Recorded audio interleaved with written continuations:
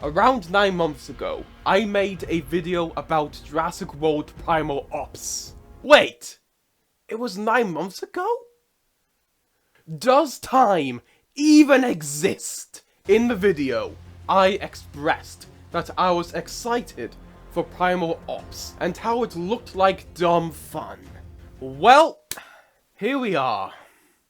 3 months after its international release, and it's already been shut down. Theoretically, this should have been a slam dunk for Universal. Look at me, Spider-Man! I'm fucking bowling!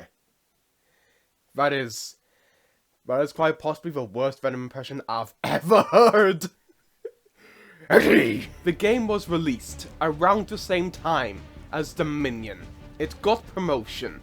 Even Colin Trevorrow was in the promotional trailer, where he looked like he was being held at gunpoint. It was stacked full of microtransactions. It has tons of dinosaurs. It even had the exact same release pattern as the other tie-in apps. Theoretically, this should have made Universal a shit ton of money and would have become the third currently running Jurassic World app.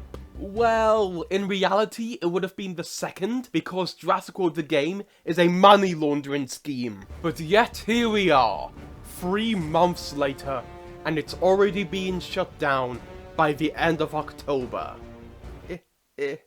What happened? Even the shitty Godzilla mobile games lasted like a year before they were closed. Sadly, I don't know why it was closed. I'm not John Universal after all. But I do have a few guesses. The most likely option is that there wasn't enough users buying the microtransactions. Because since it's a free game, the only way they can make a profit is by people buying in-store purchases. But since there was a direct way to unlock the dinosaurs by earning the DNA through the campaign, which might have had a story? I don't know, I skipped the story and went straight to the action. Just like a porno. Anyway, since there was a direct way to earn DNA through the campaign, or achieving a high rank on the T-Rex raid, there might not have been enough of an incentive to buy the crates. Another reason for the cancellation might have been due to the models, because obviously, the designs are simplified models from Evolution 2, meaning they would probably owe Frontier royalties, since it's their models.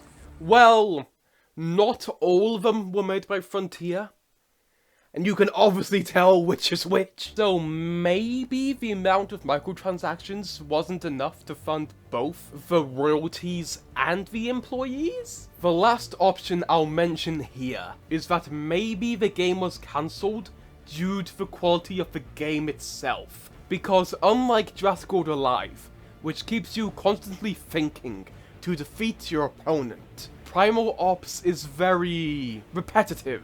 It was always the T-Rex. It was always the same enemies and maps, which probably made users feel like they were doing the same thing over and over again, which can get very boring very quickly. This even happened to myself while playing. After playing it regularly for a few weeks, I slowly started playing it less and less, because it was the same bloody T-Rex every week, and I felt like I was developing carpal tunnel in my hands. So gradually, I started playing the game less and less, as well as I started playing Jurassic World Alive more, because it constantly kept my attention with how strategic you have to be.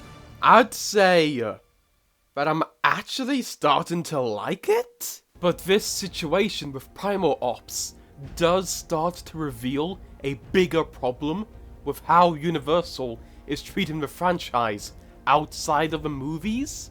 But I'll cover that another day, because this video is already longer than I planned it to be. But now that the game is closing down, Behavior Interactive has sent every player enough DNA to unlock all of the legendary dinosaurs, which is a kind gesture, But since the whole point of the game is to unlock all of the dinosaurs, the game now feels aimless. Since you can't unlock any more dinosaurs, there's nothing to work towards. So now it's just aimless destruction with no goal to work towards. Now that the player has everything that they can ask for, it ends up with the game feeling more empty than ever. We can no longer make any more fatherless children.